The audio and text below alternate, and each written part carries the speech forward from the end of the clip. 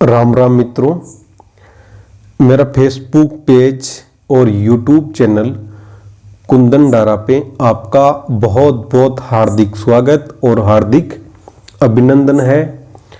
मित्रों, आज का जो श्रवण है वो हम रामदेव जी महाराज के बारे में करेंगे।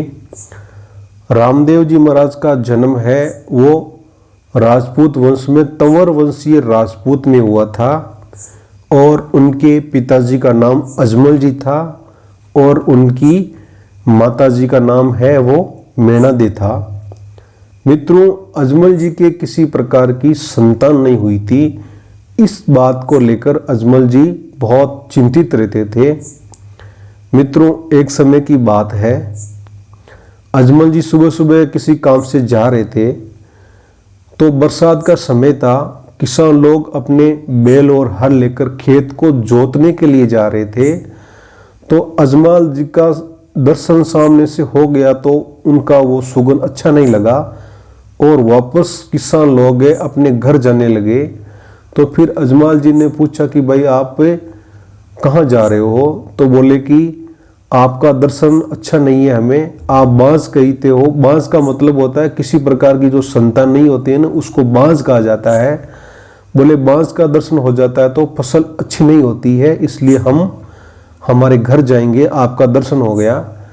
मित्रों, इस बात से अजमल जी महाराज को बहुत पीड़ा हुई और वहाँ से चलकर काशी आ गए।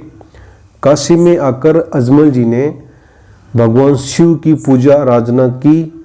काफ़ी दिनों तक पूजा अर्चना करने के बाद में भगवान शिव का अजमल जी महाराज को दर्शन हुआ। तो अजमल जी महाराज ने भगवान शिव को वहाँ से द्वारकाधीश भेज दिया। बोले आप द्वारकाधीश जाओ और वहाँ पर आप पूजा अर्चना करोगे तो आपकी मनोकामनाएं ज़रूर पूरी होगी। मित्रों, अजमल जी काशी से चलकर द्वारकाधीश आ गए।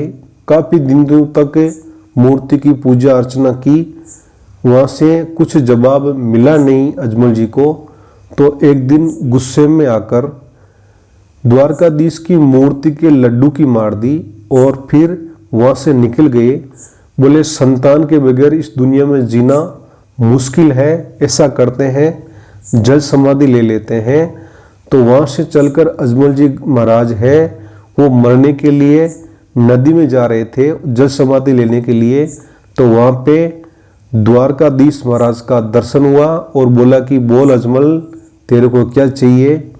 तो महाराज अजमल जी ने द्वारकाधीश से बोला कि संतान को लेकर मैं बहुत ही परेशान हूँ, मेरे को लोग हैं वो ताने मारते हैं, इसलिए मेरे को एक पुत्र दे दो। तो द्वारकाधीश ने जवाब दिया कि भादवे की दूज को मैं खुद पुत्र बनके अपने घर आऊँगा। तो फिर वहाँ से चलकर अजमल जी महाराज है वापस अपने घर आ गए। मित्रों, भादवे की दूज आई, जैसे ही अजमल जी के घर में बाबा रामदेव जी महाराज का जन्म हुआ और जिस जगह जन्म हुआ था बाबा रामदेव जी महाराज का, तो उनके घर में कुकू के पैर बन गए और मंदिरों के जो ढोल नगाड़े थे वो ऑटोमेटिक ही बजने लगे। तो बाबा रामदेव जी महाराज का इस प्रकार से जन्म हुआ। इनके पश्चात में बाबा रामदेव जी महाराज जब छोटे थे तो जिद बना लिया कि मेरे को एक कपड़े का घोड़ा बना के दो और मैं उस घोड़े पे चढ़ूंगा। तो उस जिद पूरी करने के लिए एक दर्जी को बनाया, उसको बहुत सारे कपड़े दिए। कपड़े देने के बाद में उस घोड़े को रामदेव जी को दिया। तो मित्रों, वो तो रामदेव जी तो खुद भगवान थे। उस कपड़े के घोड़े को बाबा रामदेव ने आसमान में उड़ाया। इनके पश्चात में एक दलित महिला थी, उसको छोड़ के कोई चले गए, पेड़ के ऊपर झूल रही थी वो। तो उस डाली के पेड़ से उसे महिला को लेकर अपनी धर्म की बहन बनाया, जिसको डालीबाई कहा जाता है। डालीबाई को धर्म की बहन बनाकर बाबा रामदेव जी महाराज ने अपनी बहन बनाकर और उनकी सेवा की। इनके पश्चात में उस क्षेत्र में एक भेरू नाम का राक्षस रहा करता था। वो बहुत ही अत्याचार कर रहा था।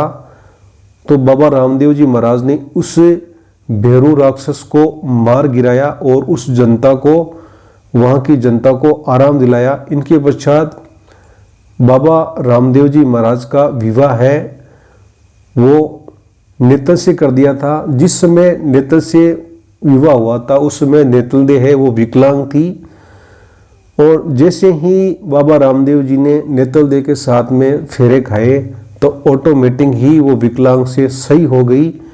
इनके पश्चात में बाबा रामदेव जी महाराज ने उनके जो भांजा था वो मर गया था, तो मरे हुए भांजे को बाबा रामदेव जी ने जीवित किया था और एक बंजारे की मिश्री का नमक का मिश्री भी बनाया था। ऐसा भी पर्चा बाबा रामदेव जी महाराज का था।